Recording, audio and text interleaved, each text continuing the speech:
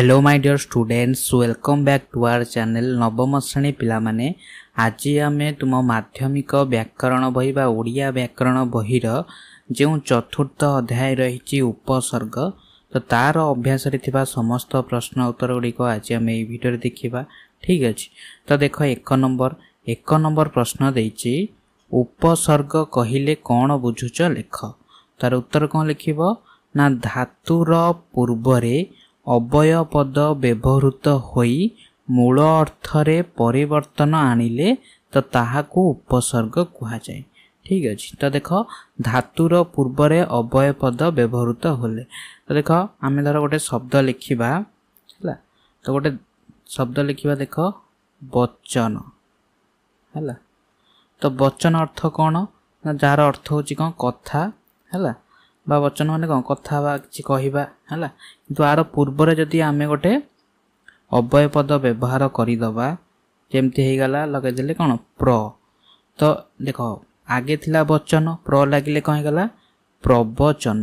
तो वचनर अर्थ जा प्रवचनर अर्थ से नुहे। प्रवचनर अर्थ कौन ना उपदेश देबा। ठीक अच्छे, तो यहाँ देख जो आम पूर्व गोटे अव्यय पद व्यवहार करदे तो तार अर्थ पूरा परिवर्तन हो गला।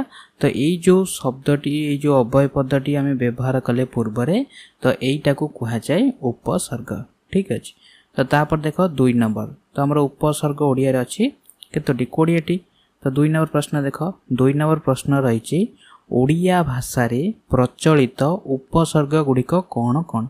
तो आम ओडिया भाषा रे 20टी उपसर्ग रही तो सेगुड़िक कौन कौन ना प्र परा अप सम नी अधि सु नीर उत परि प्रति अव अनु दूर बी अभि अति अपि उप आ है।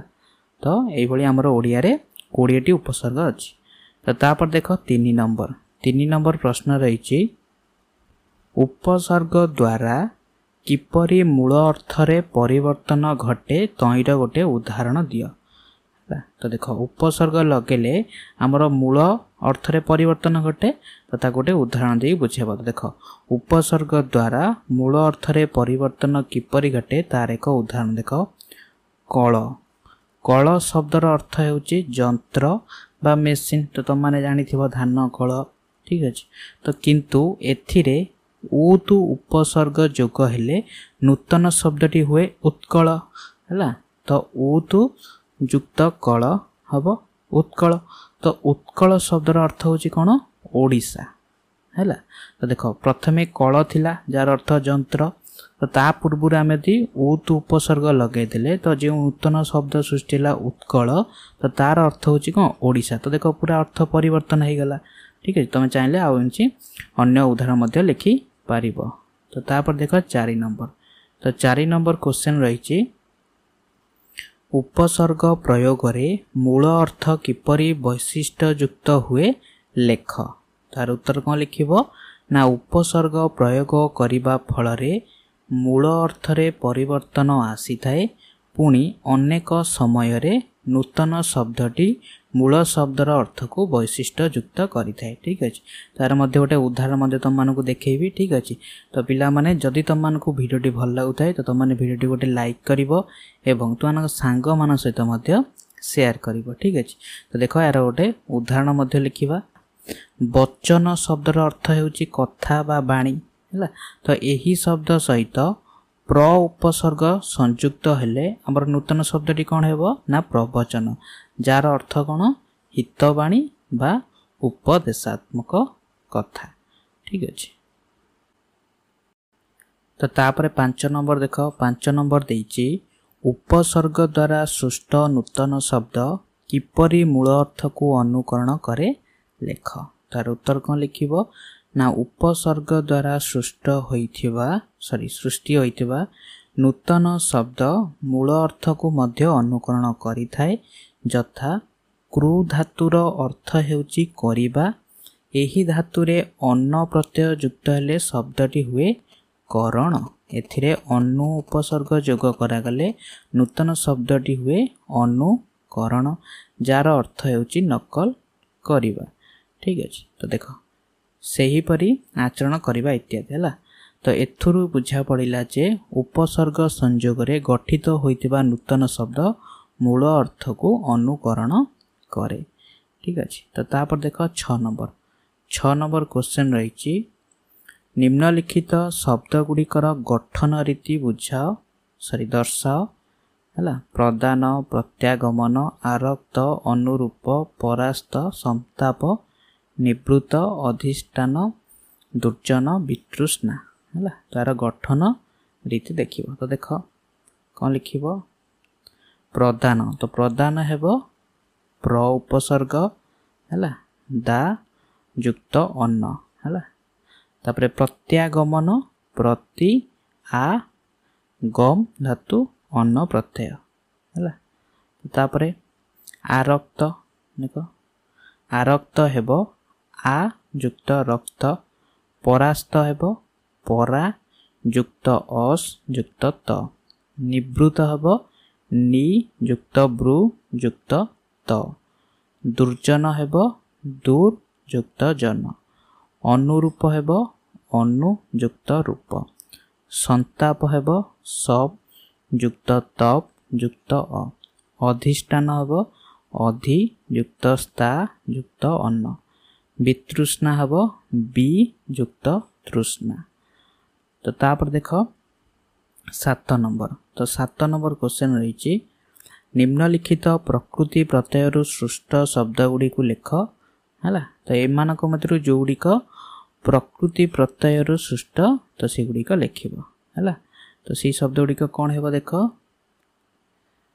आगमन, प्रतिरूप, अपकृष्ट है, सम श्रु जोटा सेटा हम संसार, निकृष्युक्त तटा हम निकृष्ट है, अधिकृयुक्त हम अधिकार, निर्जल हेब निर्जल है, दुर्गंध हेब दुर्गंध है, तापरटा हम उत्क्षिप्त अत्यल्प।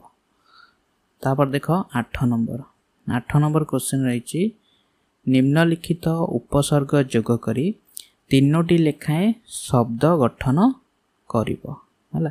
तो परा, नि, निर, उत, प्रति, बि, उप, अनु है। तो ये जो उपसर्ग को लगे कि गोटे गोटे उपसर्ग को नहीं 3टी शब्द लिखिबो। तो देख परा लगे 3टी शब्द कौन हेबो परास्त, पराजय, पराक्रम। नि लगे हेब निपुण, निक्षेप, नियुक्त।